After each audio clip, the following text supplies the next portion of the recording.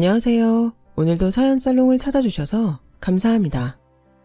결혼을 앞둔 30대 초반 여성이에요. 한동안 TV만 켜면 천정부지처럼 오른 아파트값 얘기뿐이었잖아요. 그나마 요즘은 시세가 좀 떨어졌다고는 하지만 그래도 여전히 서민들한테는 오를 수 없는 산이더라고요. 하루아침에 어린 시절 추억이 담긴 동네가 송두리째 사라지고 그 자리에 우후죽순으로 아파트가 들어섰지만 우리 가족을 위한 집은 없더라고요. 우리 집은 암투병 생활을 오래 하신 친할아버지 병원비를 대느라 가세가 기운 탓에 집도 팔고 전세로 살다가 그마저도 보증금 빼 수술비로 쓰고 월세집을 전전하던 상태였어요. 그렇게 전 재산을 쏟아부었지만 할아버지는 결국 세상을 떠나셨고 저희 부모님은 쉴 틈 없이 열심히 일하며 사셨음에도 내 몸 편히 늘 집 한 칸 마련하지 못했어요. 그래도 다행히 임대아파트에 당첨이 돼서 우리 세 식구는 집 걱정을 덜 수가 있었어요. 비록 방 2개에 소파조차 놓을 수 없을 만큼 비좁은 주방 겸 거실이 다인 집이지만 말이에요. 그래도 얼마 안 되는 보증금에 월세로 서울 시내에서 아파트 생활을 할 수 있는 게 감사한 마음뿐이었죠. 그런데 돈 많은 부자들 눈에는 이런 우리 집 처지가 한심해 보였나 봐요. 상견례 날 예비 시부모님은 제 부모님 면전에 대고 그 나이 먹도록 집 한 칸 마련 못하고 뭐 했냐며 훈계 아닌 훈계를 하셨거든요. 자식 앞에서 사돈될 사람한테 인생 헛살았다는 소리까지 들으신 부모님을 생각하면 지금도 죄송해서 고개를 못 들 지경이에요. 그래도 하늘이 무심하지는 않았는지 저 대신 기막힌 복수를 해준 덕분에 결혼이 파투난 마당에도 2다리 쭉 뻗고 잘 수 있게 되었네요. 저희 집이 처음부터 가난했던 건 아니었어요. 제가 초등학교에 다닐 때만 해도 저희 본가는 지방에서 돈 꽤나 있는 집으로 유명했거든요. 운동장만한 마당이 딸린 대저택에 마당엔 멋진 정자란 연못도 있었어요. 명절 때 찾아가면 친할아버지는 어린 저에게도 용돈하라시며 지갑에서 수표를 꺼내주실 정도였어요. 돈만 많았던 게 아니라 어려운 이웃도 많이 도우셨어요. 정기적으로 후원하는 시설도 여럿 있었고 형편이 어려운 학생들을 위해 장학사업도 하셨으니까요. 하지만 세월이 흐르면서 할아버지가 하시던 사업은 사양길에 접어들었고 거기다 믿었던 직원이 공금을 빼돌려 도망치는 바람에 회사도 넘어가고 집과 땅도 모조리 잃게 되었죠. 서울에서 직장 생활을 하던 아빠는 엄마랑 상의 끝에 전 재산을 잃고 몹쓸 병까지 얻은 할아버지를 저희 집에 모시기로 했어요. 언제나 자신감 넘치던 할아버지는 병든 몸만큼이나 마음도 많이 아프신 모양이었어요. 진지도 안 잡수시고 퀭한 눈으로 허공만 바라보며 눈물 지으셨거든요. 그런 할아버지를 간호하던 엄마는 더는 안 되겠던지 한마디 하고야 말았죠. 아버님, 그깟 돈이 뭐라고 이러세요. 전요, 돈이고 뭐고 다 필요 없어요. 그보다는 아버님이 중요하다고요. 몸도 안 좋으신데 곡기도 끊으시다니 도대체 어쩌려고 이러세요. 설마 저희만 두고 세상 떠나시라고 이러시는 거예요? 말씀해 보세요. 그러시냐고요. 저는요, 없는 집에서 자라서 늘 사람들 앞에서 주눅들어 살아왔어요. 그래서 고향에 내려가는 게 죽기보다 싫었던 사람이에요. 아버님도 아실 거예요. 제가 그 이랑 결혼한다고 했을 때 동네 사람들이 뭐라고 했는지. 동네에서 제일 가난한 집 여자가 뭘로 동네 제일 갑부집 아들을 꼬셨는지 몰라도 결혼은 택도 없다고 했잖아요. 사는 형편이 천지차인데 결혼이 가당키나 하냐고 말이에요. 사실 저도 말은 안 했지만 결혼까지는 무리라고 생각했었어요. 없는 형편에 제 밑으로 돈 들어갈 일만 남은 어린 동생이 넷이나 되고 허구한 날 술에 빠져 사는 친정아버진 돈을 벌기는커녕 매번 사고만 쳐서 돈 까먹기 일순데 내 주제에 결혼은 무슨 결혼이냐 생각했으니까요. 그런 저한테 아버님이 뭐라고 하셨었는지 기억하세요? 우리 집에 돈이라면 넘치고도 남는다. 돈 보고 사람 들일 거면 애초에 니들 만나는 거 허락 안 했을 거다. 나는 돈보다는 사람이 먼저다. 넌 돈보다 귀한 사람이니 어디서도 주눅 들지 말고 어깨 펴고 당당히 내 집에 들어와라. 그때 아버님 말씀에 제가 얼마나 힘을 얻었는지 아세요? 아버님 말씀에 시댁에 내려갈 때마다 얼마나 가슴 뿌듯했는지 아시냐고요. 평생 저를 깔보던 사람들 앞에서 제가 당당할 수 있었던 건 돈 많은 집 며느리라서가 아니에요. 나는 그저 가난한 집 딸이 아니라 내 시아버지한테 인정받는 떳떳한 인간이란 자부심 때문이었어요. 그런 아버님이 이렇게 무너지시면 저도 아무것도 아닌 게 되잖아요. 그러니 저를 위해서라도 제발 희망 잃지 마시고 다시 일어나 주세요. 제발 포기하지 마시라고요.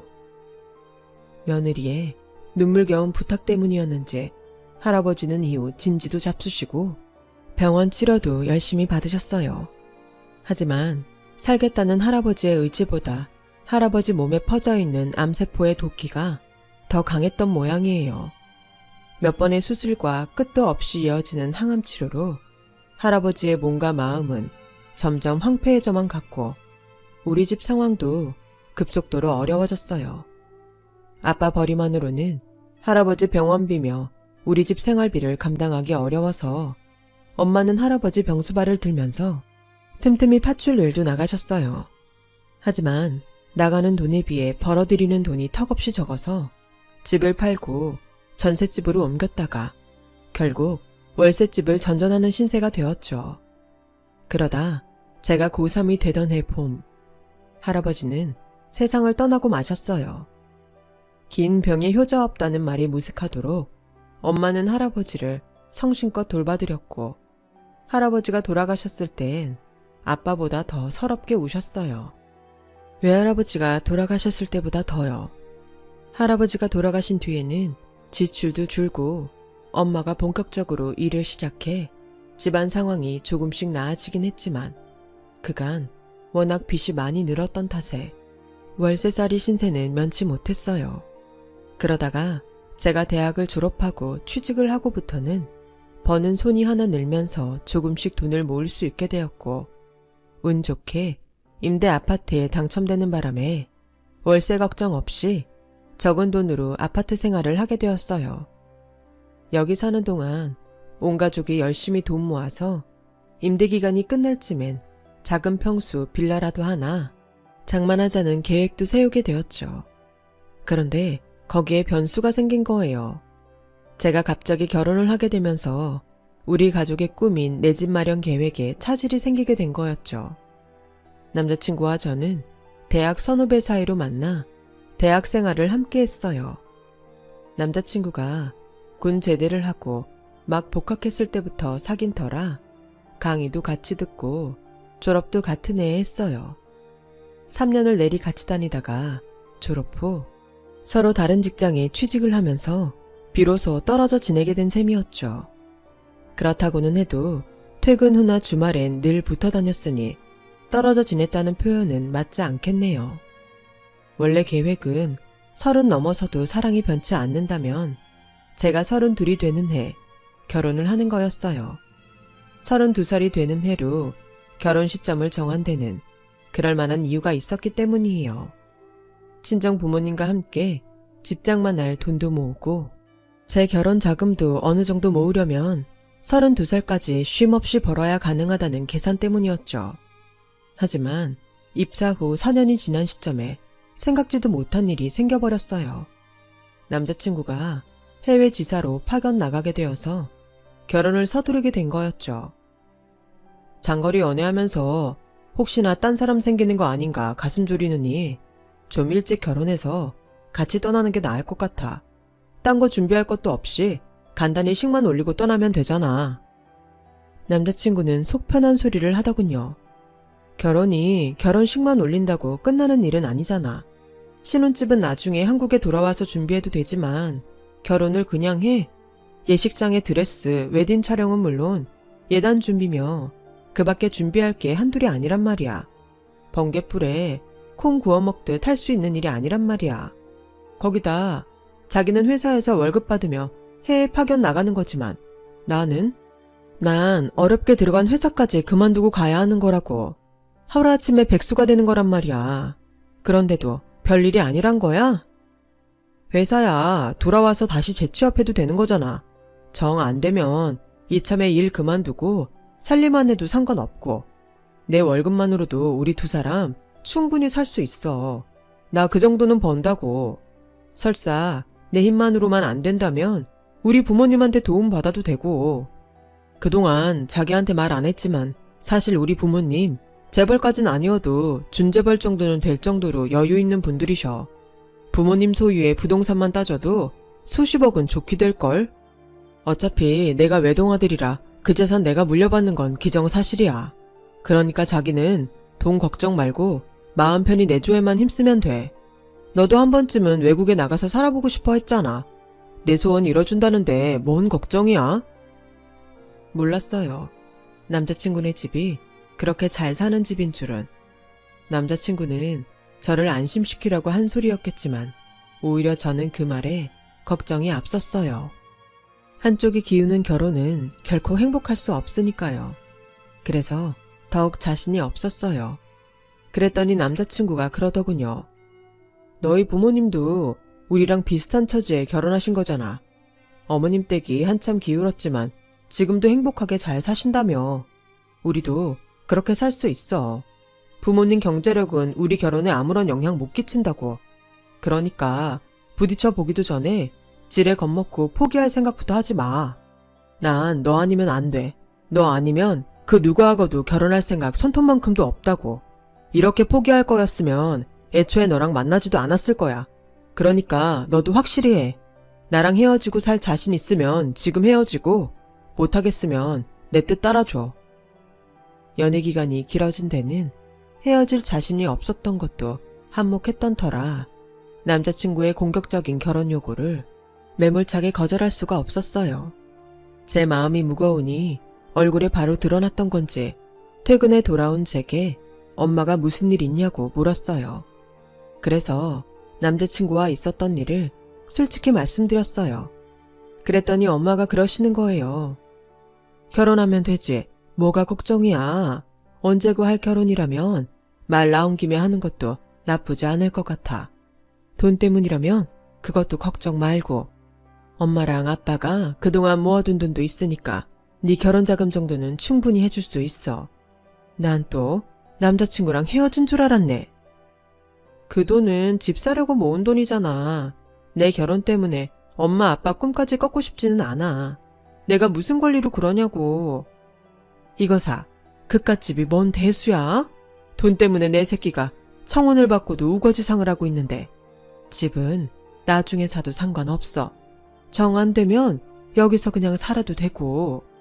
그러니까 우리 걱정은 말고 너는 네 인생에나 집중해. 그게 엄마랑 아빠 위하는 길이니까. 엄마 말 알아들어? 그날 밤 아빠도 엄마랑 똑같은 말을 하셨어요. 그래서 염치 없지만 남자친구의 청혼을 받아들이기로 했어요. 아직 남자친구의 해외 파견이 내부에서 최종 승인된 게 아니라서 결혼식을 올릴 시간적 여유는 있었어요. 하지만 승인이 떨어지면 불과 몇 주 사이에 바로 떠나야 하는 터라 서둘러 양가 부모님께 인사를 드리고 곧바로 상견례를 갖기로 했어요. 그렇게 사귄 지 7년 만에 처음으로 남자친구 집에 가게 되었어요. 그런데 막상 집에 가보니 100억 가까운 부동산을 보유한 준재벌이라고 하기엔 집도 그렇고 사는 형편도 제 생각에 못 미치더라고요. 어릴 때부터 부유한 친할아버지가 사시는 모습을 익히 봐와서 그런 건지는 모르겠지만 말이에요. 아무리 그렇다고는 해도 엘리베이터도 없는 6층짜리 빌라에 3층에 살고 있는 예비시댁의 모습은 평범한 중산층 가정과 다를 바가 없어 보였어요. 집안 인테리어도 그렇고요. 살림도 예비시어머니가 직접 하시는지 저희가 집에 들어갔을 때 주방에서 고무장갑을 벗으며 나오시더라고요. 떨리는 마음으로 인사를 드리는데 어머님께선 제 인사를 받는 둥 마는 둥 하시더니 제 앞에 불쑥 고무장갑을 내미시는 거예요. 마침 잘 됐네. 안 그래도 설거지가 쌓여서 어쩌나 했는데 난 음식 만드느라 하루 종일 서 있었더니 허리가 아파서 말이야. 일단 설거지부터 좀 해. 난 안마의자로 몸 좀 풀어야겠으니까. 마치 10수년간 함께 살아온 며느리 대하듯 자연스럽게 일부터 시키는 모습에 당황했어요. 그건 남자친구도 마찬가지였죠. 엄마, 지금 뭐 하는 거야? 처음 인사 온 사람한테 설거지부터 시킬 셈이야? 이런 법이 어딨어? 그랬더니 소파에 앉아 계시던 예비 시아버지께서 심드렁한 표정으로 남자친구를 타박하시더라고요. 어차피 니들 결혼하면 할 일인데 그깟 설거지 좀 먼저 시킨다고 니 처 손이 닳기나 한다니? 괜히 하루 종일 니들 먹일 음식하느라 고생한 엄마한테 큰소리 치지 말고 정 안타까워 못 보겠으면 너도 같이 도우면 되잖아. 별것도 아닌 걸로 큰소리야. 제 생각과는 너무도 다른 두 분의 모습에 당황스럽기는 했지만 이것도 이 집 가풍인가 싶어 고무장갑을 손에 끼고 주방으로 들어갔어요. 그런데 하루 종일 음식 준비를 했다는 주방치고는 만든 음식은 조촐했어요. 고등어구이에 된장찌개가 다였거든요. 그런데 설거지거리는 거짓말 좀 보태 산처럼 쌓여있더라고요. 아침상을 물린 그릇을 여태 뒀다가 이제야 설거지를 하려던 것 같더군요. 밥그릇에 밥풀이 딱딱하게 굳어서 뜨거운 물로 불리며 씻어도 좀처럼 떨어지지 않았어요. 그렇게 오자마자 설거지부터 하고서야 저는 정식으로 두 분께 인사를 드릴 수 있었어요. 준비해간 홍삼정을 내밌는데 아버님이 대뜸 어디에 사냐고 물으시더라고요. 쌍문동에 산다니까 집요하게 쌍문동 어디에 사냐고 되물으시더군요. 그럼 땡땡 아파트에 사는 모양이네. 거기 요즘 시세가 어떻게 되더라? 그래, 평수는 어떻게 되나? 순간 제 얼굴이 빨갛게 달아올랐어요. 그러자 남자친구가 끼어들어 아버님 질문을 차단해 주었어요. 아빠, 초면에 이게 무슨 실례야? 집 얘긴 그만하고 오늘은 우리 결혼 얘기부터 하자고. 그래요, 여보. 그런 건 나중에 물어도 되니까 일단 발등에 떨어진 불부터 끄자고요. 그래, 언제 떠나게 될지 모르니까 일단 상견례부터 날을 잡자. 예식장은 빨리 잡아야 하고 혼수며 예단 준비도 급할 테니까. 아, 신혼집은 니들 한국에 돌아올 때 맞춰서 준비하면 될 것 같은데 니들 생각은 어떠니? 괜히 빈집으로 둘 필요 없잖아. 그러면 혼수도 그때 맞춰서 준비하면 되겠죠. 집이 결정돼야 거기에 맞는 가구도 놓을 수 있으니까요. 그랬더니 어머님이 정색을 하시며 그러시는 거예요. 그럴 거 없이 혼수 비용은 나한테 맡기고 가려무나. 니들 귀국 정해지면 날짜 맞춰서 내가 직접 채워 넣어줄 테니까 니들 왔을 때 신혼집으로 바로 들어가 살 수 있도록 싹 준비해 줄 테니까 아무 걱정하지 마. 그래, 혼수 비용은 얼마나 생각하니? 요즘은 남자가 집을 해오면 여자도 1억은 기본으로 준비한다던데. 네? 1억이요? 얘는 놀라긴? 그럼 서울 집값이 한두 푼 하는 줄 아니? 신축 빌라만 해도 3, 4억은 기본이야. 우리가 그 정도 하면 너희도 성의는 보여야 할 거 아니니? 그 정도도 생각 않고 거저 들어와 살 생각을 했던 거니? 염치도 없다 정말. 혼수비 1억도 문제였지만 그 돈을 어머님께 맡기고 가라는 말이 저는 도무지 이해가 안 갔어요. 우리가 쓸 물건을 어머님이 정한다니 말도 안 되는 거잖아요. 그런데요 어머님, 혼수는 저희가 돌아와서 직접 고르고 싶어요. 저희가 쓸 물건인데 저희가 직접 고르는 게 맞을 것 같거든요. 어머, 얘 말하는 것 좀 봐. 너 지금 내가 그 돈을 떼어먹게라도 할까봐 그러는 거니? 너 우리 집을 어떻게 보고 그딴 소리를 하는 거니? 너 내 앞으로 된 빌라가 서울 시내에 몇 채나 있는지 알기나 하고 이러는 거야? 자그마치 9채야. 네 시아버지 앞으로 된 것까지 합하면 수십 채나 되는데 내가 고작 돈 1억에 너한테 이런 취급을 받아야 되겠니? 어머님, 그게 아니고요. 저는 그저 저희가 쓸 물건이니까 저희가 고르겠다는 것뿐이에요. 그리고 솔직히 혼수 준비로 1억이나 드린다는 게 부담도 되고요. 그래서 인터넷으로 가격 비교도 하고 발품 팔아서 좀 더 저렴하게 준비할 생각으로 그런 거니까 오해하지 말아주세요. 그래요 엄마, 아직 언제 돌아오게 될지도 안 정해졌는데 당장 1억이나 되는 혼수 비용을 내놓으라니 좀 억지스럽잖아요. 아직 우리가 살 집도 없는 마당에 그냥 그때 가서 우리가 살게요. 그랬더니 아버님까지 한 소리 하셨어요. 니들 살집이야. 니 엄마랑 내가 가진 집 중 아무거나 하나 뺏어줘도 그만인데 뭐가 준비가 안 돼. 니 엄마 말은 괜히 니들 신경 쓸 거 없이 알아서 준비해준다는 건데 뭐가 잘못됐다는 거야. 정 걱정되면 니들이 원하는 디자인을 엄마한테 알려주면 되는 거잖냐. 그리고 힘들게 발품 팔아봤자 얼마나 싸게 산다고 그 고생을 해. 암튼 길게 말할 거 없이 네 엄마가 하자는 대로하고 얘기 끝내. 두 분은 끝까지 억지를 부리면서 물러설 기미를 보이지 않으셨어요. 남자친구도 나중에 다시 얘기하고 오늘은 그만하자고 하더군요. 있는 사람들한테 1억은 언제든 뺏어 쓸 수 있는 돈인지는 모르겠지만 저희 집처럼 없이 사는 사람들한테는 수년 동안 안 입고 안 쓰고 살아야 겨우 모을 수 있는 큰 돈이잖아요. 그런데 맡긴 돈 달라는 것처럼 당장 내놓으라니 저로서는 쉽게 넘어갈 수 있는 일이 아니었어요. 그래서 밥도 입으로 들어가는지 코로 들어가는지 모를 정도로 머릿속엔 온통 1억을 어떻게 마련하나 그 걱정뿐이었어요. 그날 집에 돌아가 부모님께 그 얘기를 전했더니 두 분 역시 저처럼 깜짝 놀라시더라고요.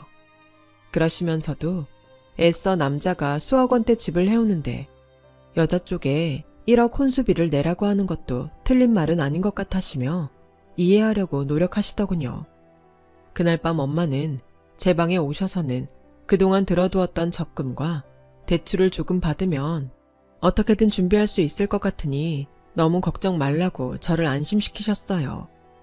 저는 당장 필요하지도 않은 돈 때문에 빚까지 진다는 게 마음에 들지 않았죠. 그렇게 저는 찜찜한 기분으로 상견례를 하게 되었어요. 그런데 혼수비보다 더 황당한 일이 벌어졌지 뭐예요.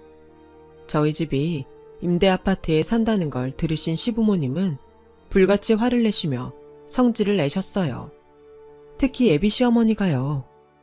아니, 그 나이 먹도록 집 한 칸도 없이 살았단 말이에요? 세상에, 그 꼴로 살면서 밥은 입에 넘어가든가요? 나 같으면 남들 보기 창피해서라도 어떻게든 벌어서 집부터 샀겠네. 이런 집이랑 무슨 사돈을 맺어? 난 이 결혼 문제가 있다고 생각해요. 난 또 대학까지 나와 번듯한 직장까지 다닌다고 해서 못해도 중산층은 되겠거니 생각했는데 거지도 이런 상거지가 없잖아. 엄마, 무슨 말을 그렇게 해. 할아버지께서 오랜 투병 생활을 하신 탓에 그렇게 됐다잖아. 사람이 살다 보면 이런 일도 있고 저런 일도 있는 건데 그깟 집 좀 없다고 함부로 말하면 안 되지. 당장 사과하세요. 그러자 예비 시아버지께서 어머님을 진정시키며 그러셨어요. 솔직히 저 역시 이해가 안 되긴 마찬가지입니다. 그래도 집안에 딱한 사정이 있어서 그렇게 됐다는데 어쩌겠습니까? 애들이 사귀어온 지도 벌써 7년이 넘었고 죽어도 못 헤어지겠다고 하니 부모가 져주는 수밖에요. 하지만 저도 사회적 지위가 있는 사람인지라 이런 집과 사돈 맺는 걸 주변에 알릴 자신은 없네요. 그래서 말인데 결혼식은 비공개로 했으면 합니다. 어차피 시기야 형식적인 거에 불과한데 공개적으로 창피를 당할 필요가 뭐 있겠습니까? 그럼 그렇게 아시고 우리 뜻에 따라주는 걸로 알고 이만 일어나겠습니다. 통보에 가까운 말을 쏟아내곤 두 분은 인상을 찌푸린 채 룸을 나가셨어요. 남자친구는 저희 부모님께 연신 죄송하다는 말을 하고는 나갔고요. 그렇게 음식에 손도 안 댄 채 바로 끝나버린 상견례에 저도 제 부모님도 참담할 뿐이었어요. 저는 목밑까지 올라온 죄송하다는 말조차 쉽게 꺼내지 못했어요. 죄송하다는 말만으로는 도저히 감당기 어려울 만큼 부모님께 면목이 없었거든요. 그저 눈물만 뚝뚝 흘리고 있을 뿐이었죠. 엄마는 그런 저를 보시고는 애써 밝은 목소리로 그러셨어요. 사내 진미를 앞에 두고 눈물만 흘릴 생각은 아니지? 어차피 음식값도 지불해야 되는데 그냥 갈 수는 없잖아. 여보, 일단 밥부터 먹읍시다. 나중 일은 나중에 생각하고 먹자고요. 아, 욕은 하도 먹어서 배가 부를 줄 알았는데 그래도 내 입으로 먹는 음식이 아니라 그런가 허하네요. 아빠는 엄마를 보며 피식 웃으시더니 젓가락을 드셨어요. 그리곤 제 접시에 음식을 담아주셨죠. 그날 우리 식구는 눈물겨운 성찬을 마치고 집으로 돌아왔어요. 집에 돌아와 보니 남자친구가 아파트 입구에서 우리를 기다리고 있더라고요. 저희 부모님과 눈도 못 마주친 채 죄송해서 머리를 조아리며 연신 자기 부모님의 무례에 대해 사과했어요.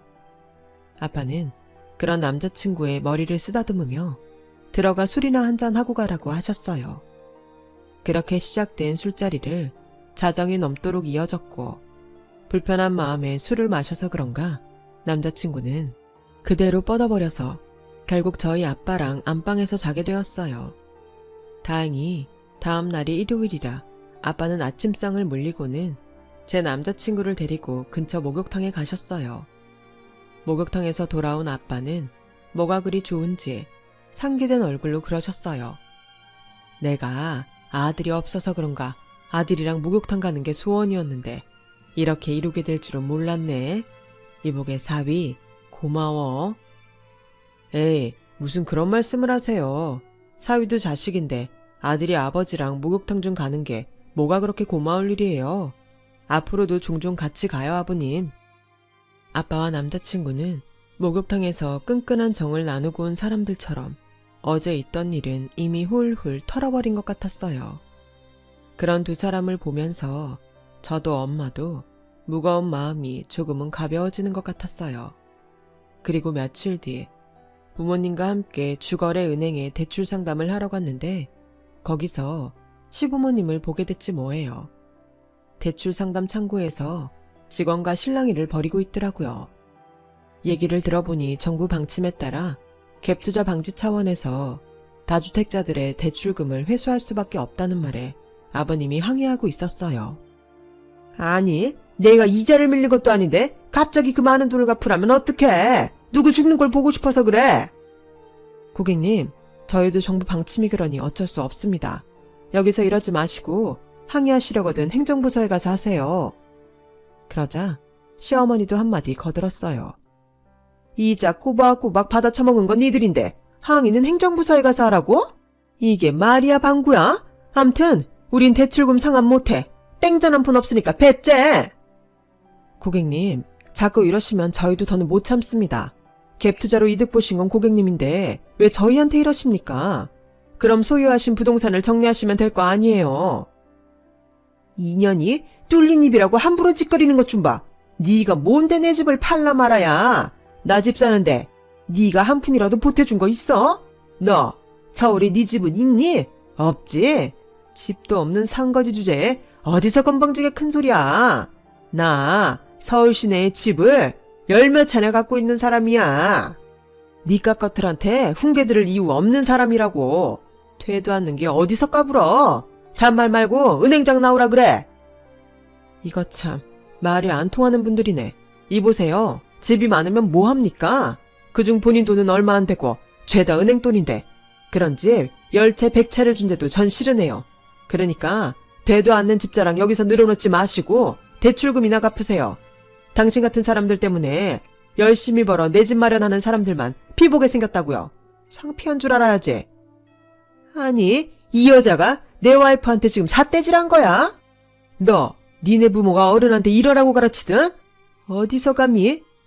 그러자 참다 못한 은행 직원이 버럭 소리쳤어요. 당신들 명예훼손죄로 콩밥 먹고 싶어? 좋게 말로 하니까 안 되겠네. 직원은 청원경찰을 불러 예비 시부모를 은행 밖으로 끌어냈어요. 은행에서 쫓겨난 뒤에도 두 사람은 은행 유리문을 발로 차고 난동을 부리다가 결국 출동한 경찰서에 끌려가고 말았어요. 나중에 알고 보니 저희 집에 요구한 혼수비 1억으로 급한 불을 끄려고 그 난리를 쳤던 거더라고요.